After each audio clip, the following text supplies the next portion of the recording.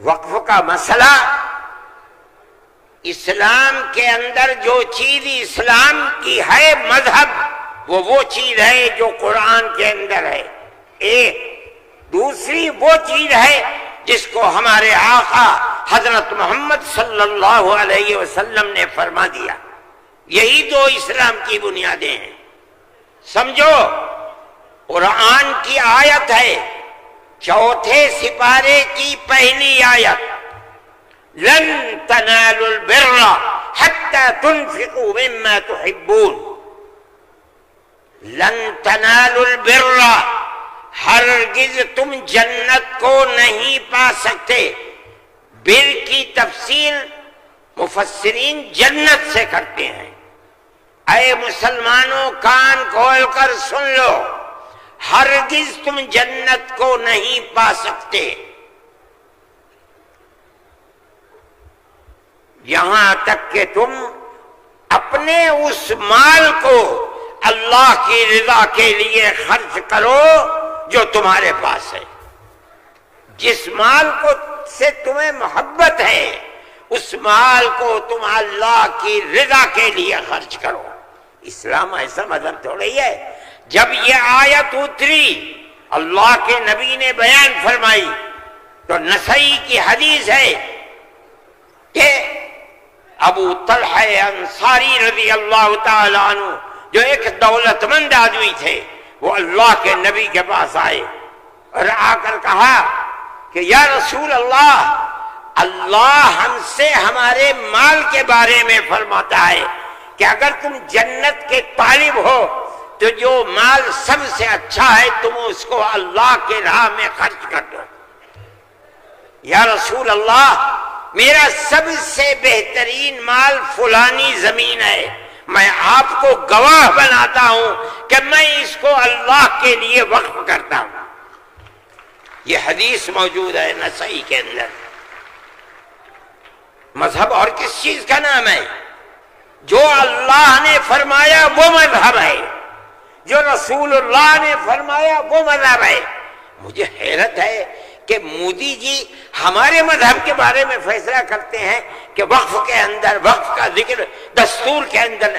ارے بابا، دستور کے اندر مذہب اسلام کو، ہر اقلیت کو اپنا مذہب قبول کرنے کا اختیار آزادی کے ساتھ ہے۔ یہ ہمارا مذہب ہے، وقف ہمارا مذہب ہے۔ اللہ نے فرمایا، رسول اللہ نے فرمایا۔ حدیث کے اندر آتا ہے کہ جب انسان مر جاتا ہے، یہ مسلم کی حدیث ہے، اذا مات الانسان انقطع عمله عنه۔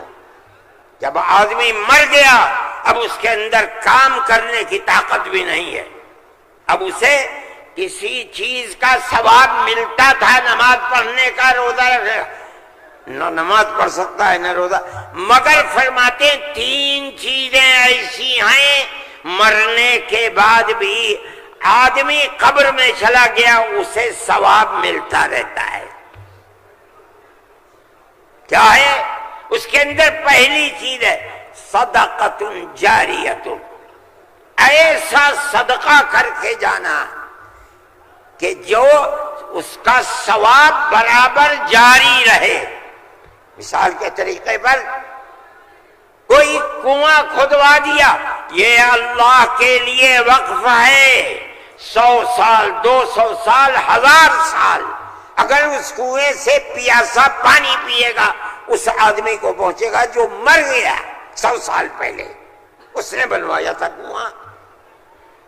اسی لیے مسلم کی روایت ہے اور وہ اس کے شارح امام نووی فرماتے ہیں کہ مراد اس سے وقف ہے۔ یہ قرآن و حدیث میں آپ کو سنا رہا ہوں۔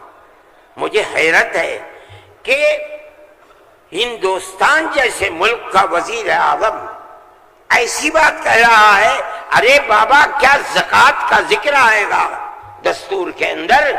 کیا نماز کا ذکر آئے گا دستور کے اندر؟ کل کو کھڑے ہو کہ یہ کہہ دو کہ نماز کا ذکر دستور میں نہیں ہے اس لیے نماز نہیں پڑھنے دی جائے گی، زکوٰۃ دستور میں نہیں ہے زکوٰۃ نہیں کرنی۔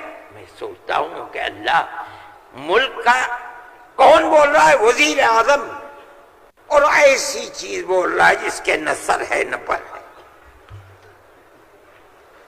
ہم اس کے مخالف ہیں. ہم کہتے ہیں پڑھو، خود نہیں پڑھتے، پڑھے ہوئوں کو بلاؤ، ان سے پوچھو دین کیا ہے، مذہب کیا ہے، ہم بتائیں گے. ہمارا ملک ہے، ہم ہمیشہ سے اس ملک میں رہتے آئے ہیں. اگر ہندو کی ذات برہمن ہے، جاؤ کشمیر میں مسلمان بھی برہمن ہے. اگر ہندو تیاگی ہے، مسلمان بھی تیاگی ہے. اگر ہندو راجپوت ہے، مسلمان بھی راجپوت ہے. ہم کہاں سے آئے ہیں؟ ہم تو اسی ملک کے رہنے والے ہیں.